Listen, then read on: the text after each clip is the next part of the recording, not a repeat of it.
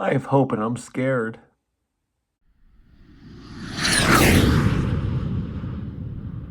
What's up, everybody? Welcome back to the Steelburgh.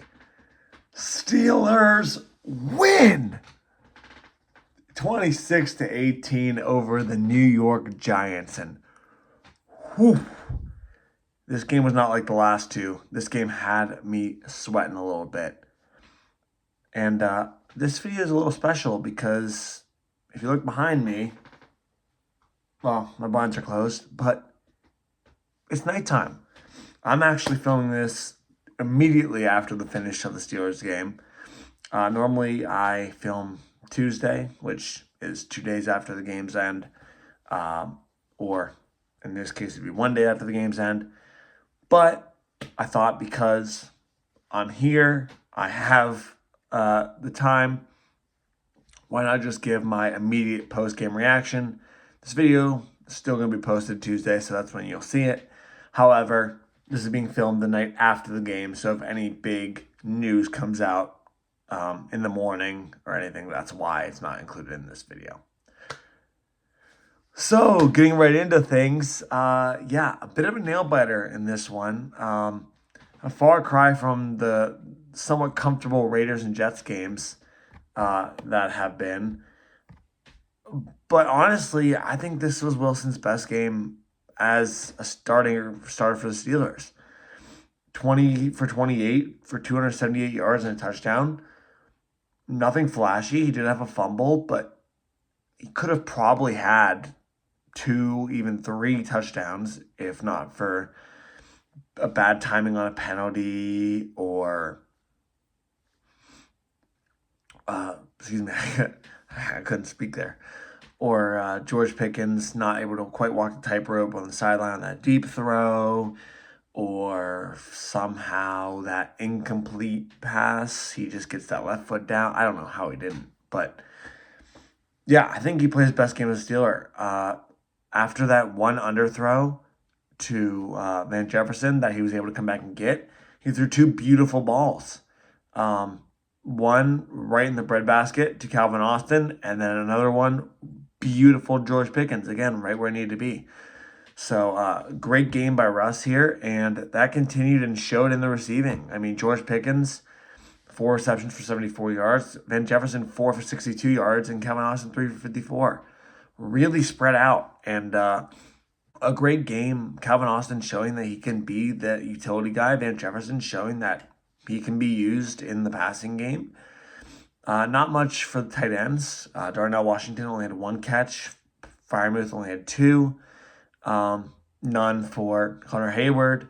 And then Najee had a couple, and Warren had a couple out of the backfield. But the big name today and my player of the game, maybe a new thing I'm starting, if I remember to do it in future weeks, is Calvin Austin, who had 1 touchdown in receiving and another one on a punt return. Really, really great job overall by him today. I think he played a great game. He made some catches. He made up for the drop that he had in the Jets game with Russell Wilson. I think he played really, really well. And it's capped off with that 73-yard punt return. I think that was fantastic. And he's really proving that he can be an asset and maybe sticking it to some of the people who are saying we need a better number 2 receiver. As for rushing, Najee Harris was effective as he has been in the past games. 19 rushes for 114 yards, 6 yards a carry. Another casual 100-yard rushing game for the Naj man. Love to see that. Jaylen Warren, 9 for 46 for 5.1 a carry. Finally, some moves for him. And Wilson had 4 for 8 yards. However, one of them was a fumble, and I don't like to see that. Justin Fields didn't have any fumbles when he was running the ball. Wilson already has 1 in 2 games, so I don't love to see that. However, I can't really complain for how the offense played. I would love to see a little bit more red zone production, but you can't really help. I mean, there's only so much you can do about penalties. Like, Broderick Jones is in a world of his own. I'll talk about that later. But, I mean, it's just, I think we schemed well. We had 2 touchdown passes to George Pickens and to George Pickens, and it was just a matter of bad situation that it didn't end up going for 6. And I think this game could have easily been 35 or whatever it would be to 18 here, but it's not. And we still got the win, 26-18, and we're 6-2. Speaking of Broderick Jones, what is happening with him lately? I mean, I made a short on this topic earlier, but like, it seems like every time Wilson's sacked, Jones is right there looking down, like, oh, look what happened. Oh no, like what are you doing, man? Like you were good last year. Like he was a good player. He was a solid blocker. He was holding up pretty well. And this year he's just dog shit. Like a revolving door might have better blocking than he does. Now, I'll give him a little bit of credit. On the one throw to Van Jefferson, he did hold up well on that block. He did hold up well. Excuse me. He did hold up well on his block on that deep throw to Van Jefferson downfield. However, that does not excuse multiple sacks given up this year and countless holding calls. Like, I don't know if it's a coaching thing, if it's just second year slump or what, but it's bad. It's really bad. And things need to change quickly. On to the Steelers defense, and you can't talk about the Steelers defense without talking about the man, the myth, the legend, TJ Watt. And I mean, just like having him on my team is just, it brightens my day. It brightens your soul, really. Like, it's really kind of like a holy experience watching him play. Like, oh, that's so beautiful. I'm just, they have the Monday Night Post game on, and it just showed Wilson's throw to Calvin Austin, and it's just, oh, wow, so beautiful. But, like, speaking of beautiful, TJ Watt, oh, man, I mean, that man is a god. And the MVP chants coming from the stands during that, after the fumble recovery, like, oh, beautiful. Love to see that. And not to be outdone, Beanie Bishop Jr. with the game-sealing interception, his 3rd in 2 weeks. Am I hearing some Defensive Rookie of the Year calls for him? I mean, he would look good in training camp. I knew he looked good in training camp. I didn't think it would translate this well. God damn, does he look good. And again, the two-headed monster, TJ Watt and Alex Highsmith getting 2 sacks on the day. 4 sacks, 4 for the dynamic duo, 1 pick for Beanie Bishop. It's a good day to be a Steeler, baby. Oh, man. I enjoy doing these right after the game because I'm still so pumped. Like, I have class in the morning. I don't know how I'm going to go to bed in, 30 minutes? It's 11:45. I mean, I'm editing this video tomorrow. I don't know how I'm going to go to bed. I'm so pumped right now. Like, Steelers are first place in the AFC North. We are 3rd place in the AFC, period. In the AFC playoff picture, we'd be the 3rd seed. Baltimore and Cincinnati lost our 2 competition in the division. Browns, they're 2-6. I don't know if I really consider them to be competition right now because, I mean, we have, 4 games on them? We have 3 games on Cincinnati and now a game on Baltimore. Like, that is huge. And I'm just, oh, my God, it's so nice. Like, life as it should be. And, like, I think we're a good team, y'all. Like, there's only so much week after week after week where I can be like, oh, well, yeah, but when we play a team like this, like against the Raiders, for example, it was like, oh, well, when we play good defense, and then we played the Jets defense, and we still put up these number of points. It's like, oh, well, you know how we do in trap games, we play down to an opponent, and then we still put up 26 points. Like, I remember 2 years ago or even last year, putting up 20 points was like a gift from God. And now we're putting up 26 points like it's nothing against a team that we did play down to. Like, this was not a good game by the Steelers. We played down to our competition like we always do. 3 constants in life: death, taxes, and playing down to your opponent if you're a Steelers player. But we still put up 26 points. This wasn't the 13-10 kind of games or the 17-14 kind of games we're used to. We put up over 25 points in a game where we had 9 points in the first half. Like, we woke up. The Steelers team made adjustments. We might be able to do something. I mean, this hopium's starting to get to me a little bit because we still do have all 6 of our divisional games, plus a game against the Eagles and against the Chiefs. But, like, 6-2? We only have to win, like, 4 games, probably, to get into a playoff spot. And that's for a wild card. Like, hopefully, assuming we beat the Browns.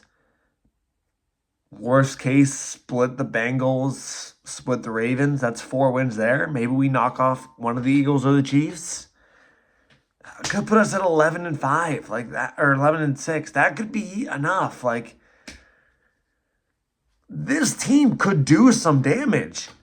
And going into the bye week, I mean, we're probably going to get Frazier back. Like, we're going to get a little bit more healthy.